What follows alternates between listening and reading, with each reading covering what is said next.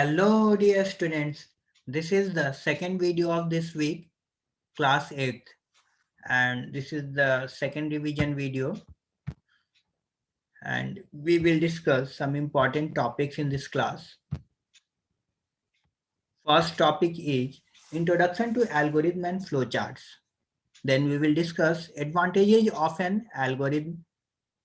Then third topic is what do you mean by OOPS concept in Java? Fourth one, classification of software.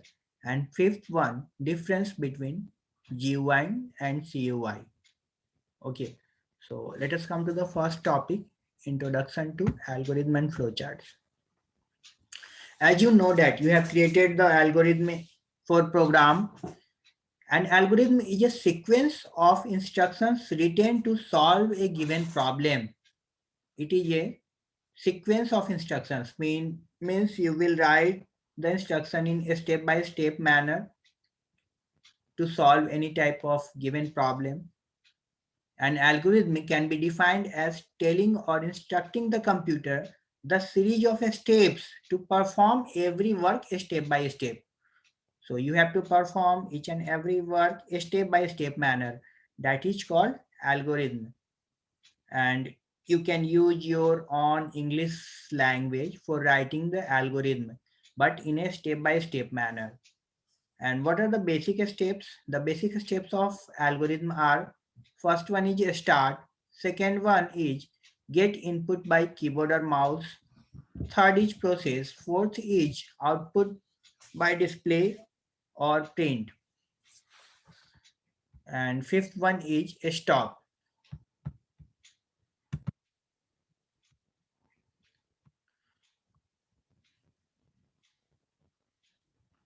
Now coming to the next part,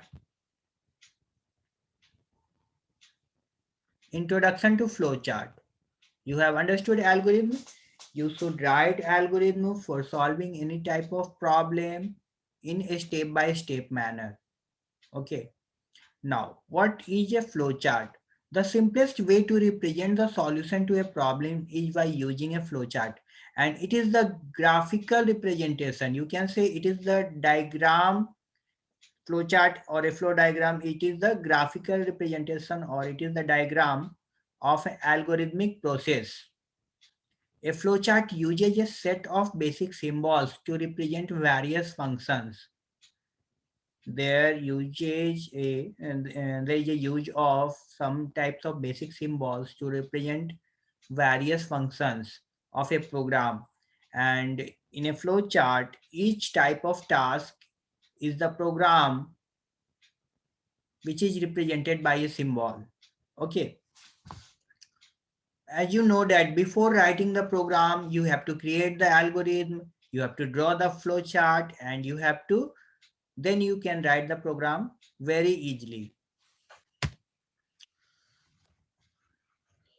You can see here, constructing flow charts, you have to use the following symbols, and there are many more symbols.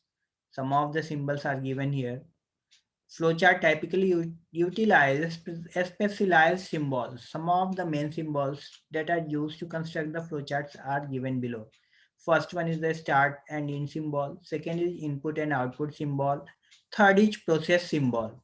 This third symbol, it is known as process symbol. Let me show you. Yes, this is the input or output symbol.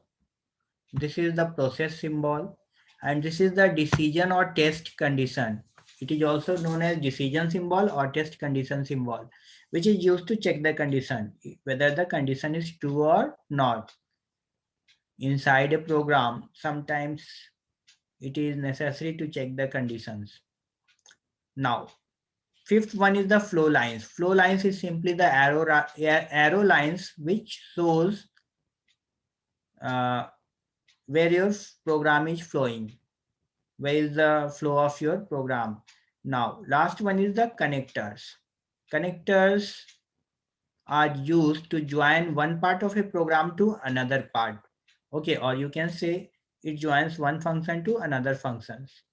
Now coming to the next part, Next topic is advantages of an algorithm. So there are many advantages of an algorithm. The first one is the developer can examine the solution process properly. So it will help the developer. Second, programs that are difficult or impossible to solve are approached as a series of small solvable sub problems. So suppose any difficult or very complicated problem is there, so it can be split up into a small solvable sub problems so that it can be solved very easily. Now next one is an algorithm aids in decision making. It helps in decision making. And last, it makes the process more efficient and more consistent. So these are the advantages of an algorithm. Now coming to the next one.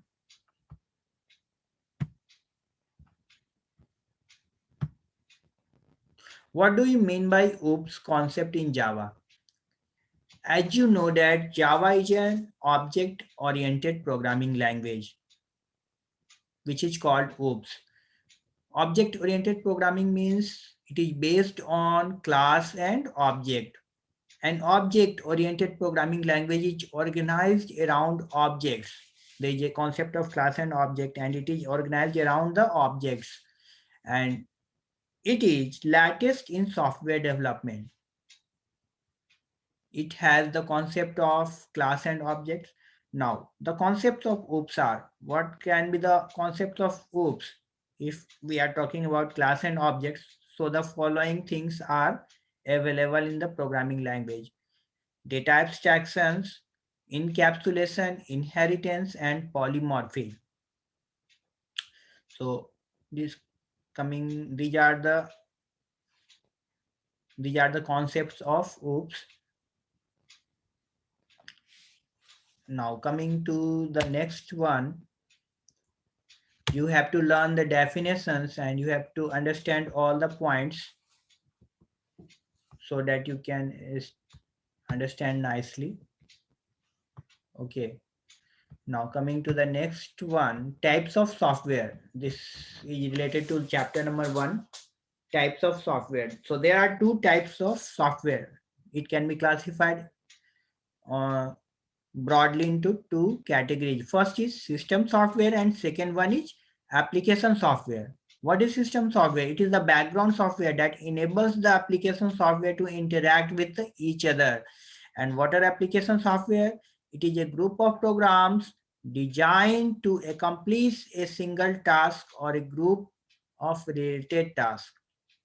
Means system software can directly interacted with the hardware components of your system, and application softwares work upon the system software. Means user can directly interact with the application software, and application software is directly interacted with the system software, and system software works on hardware.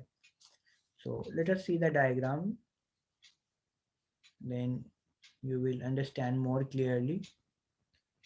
You can see the hierarchy of software. It is divided into system software and application software. System software, it can again be divided into operating system, language processor, and utility software. And application software, it is again divided into general purpose application software and a specific purpose application software. Now coming to this diagram, it shows that the system software is interacted with the hardware and application softwares are interacted with the system software. Now the user is working. User is directly interacted with the application software. Application software is directly interacted with the system software, and system software is directly interacted with the hardware of the computer. So this in this way it works. Now some important questions are there. You have to complete it.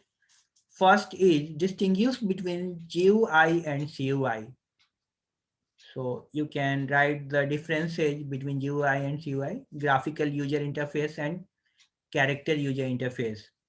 That you can write all the points that GUI is uh,